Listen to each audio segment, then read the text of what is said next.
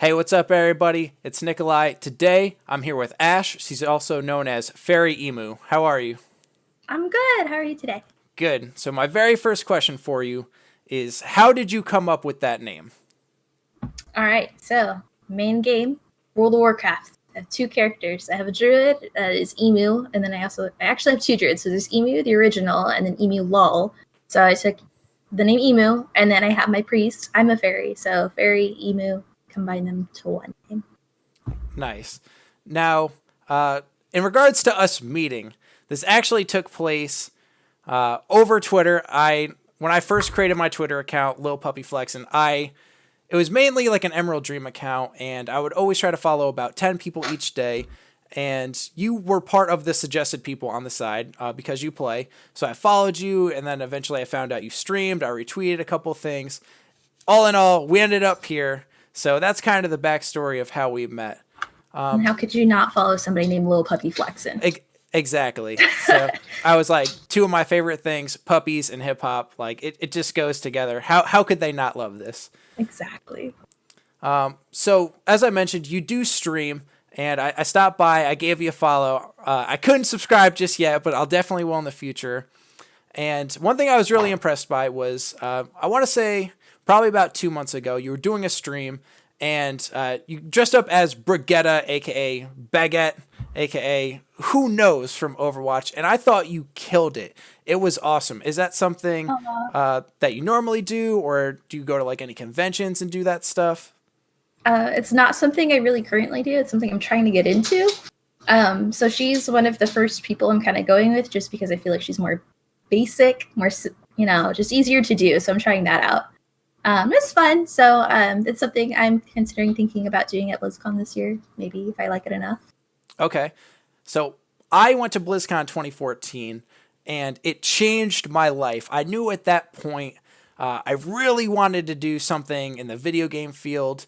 Have you gone before? Is this your first time, or what's the story behind that? This will be my third. Wait, hold on. No, okay. So 2015, I started going. Hold on, I'm thinking. Yeah, so 2015, I started going. And then just from there, I was like, I need to go every year. First time, that was definitely life-changing. So that's why I'm saying I got to go all the time now, every year. Okay, so what exactly happened your first time? Like, my first time is 2014. It was the Ebola outbreak. Me and my friend bought tickets. We canceled the tickets. We were super sketched out. We didn't want to go. And then the night before, we looked at each other and we said, what are we doing? We're going. So we took the flight cross country and made it. How was your experience? Was it as stressful as that? Was it fun? How was it? It was pretty stressful at first, just kind of leading up to it. I actually went down by myself. I live in Northern California. It's BlizzCon, Southern California. So I drove like 600 miles to Anaheim to go. And I was meeting up with internet friends. So that was super exciting, meeting people for the first time, that you've talked to online for like, I don't know, I think I was talking for maybe like a year or so. We did like RBGs, PvP, all this kind of stuff together. So it was a lot of cool meeting up with people. And yeah, so I just kind of go whether or not I have people to go with. I I missed that kind of part of the game. So before 2016, I really didn't use Discord that much. I always played WoW, but when I went there, it was specifically just with my friend. We weren't like meeting up with anybody. We were from New York, so we flew there. We're kind of out of our element. We're in California for the first time. But it sounds like, did you meet up with like people from WoW? You said like RBGs and stuff like that. People from WoW that I met in game, but luckily for them, they all lived in SoCal already, so they didn't really have to travel too far. Nice. I honestly wish there was some kind of conventions around here that would have been way better than like the 6.5 hour plane flight. Planes aren't fun. No, not at all. Now, did you start playing WoW at launch? Is this something you kind of just got into? So I actually started playing in 2008. Around then, Wrath came out. I couldn't remember if it was before it came out or after, but it was like leading up to it, somewhere around there. I have a whole bunch of friends and stuff that played it at school. It's all they would talk about because they're all trying to, prepare for the expansion launch. And so they kept telling me that they were going to get me to play it. And I'm just like, no, I'm not a nerd. So they eventually, did. And so I'm on the phone with them trying to create my first character and all that. And I've been hooked since. Do you remember what your first character was? It was a Tauren druid named Ash Attack on Spinebreaker. It's pretty badass. All right. Yeah, 14-year-old me thought it was pretty cool. Yeah.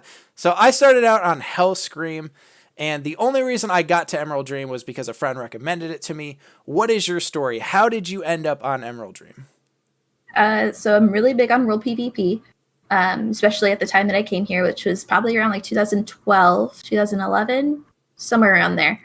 But it was shortly after Blizzard came out with Battle.net and then also the Cross Realms and all that kind of stuff. So we would get into BGs and I'd see a lot of people from Emerald Dream. So it was like, okay, so, just occasionally, I'd be in a battleground, be like, how's Emerald Dream? Kind of talk to people through that.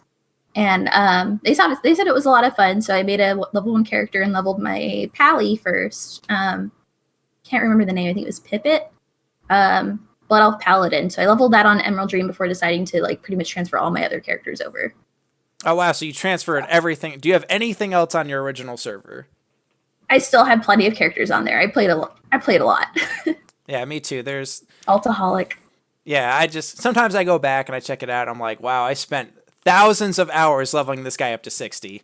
Like, I just like looking at it. I don't even want to log on to it. But Emerald Dream is definitely my home forever. I will probably always stay here. But to get into streaming, is this something you started this year? And it takes a lot of courage to start streaming. I recently did like a face reveal and I started streaming and stuff, and it was kind of stressful. Can you explain your experience with that and why exactly you started?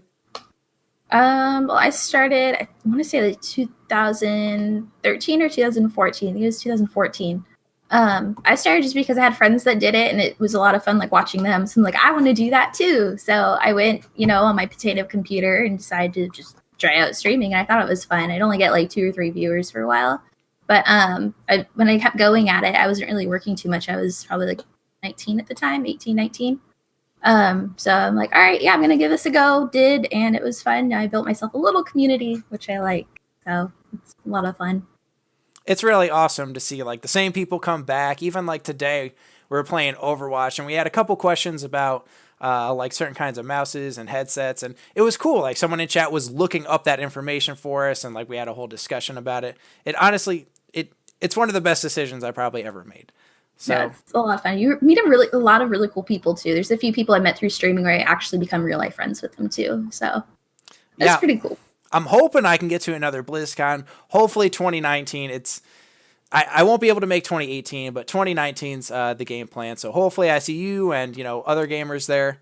When I stream, I typically do like Overwatch. Is there a certain game that you stream the most or you like to stream?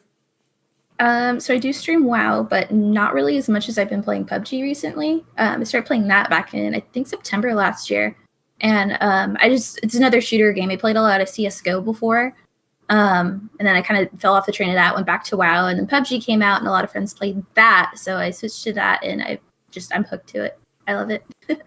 Is it like the Battle Royale kind of aspect to it? Or is it just like your group of friends really enjoys that? Or even, do you have a favorite PUBG streamer? I know Dr. Disrespect, he does a lot of PUBG. Do you ever watch him or do you have a certain streamer in particular that you like to watch?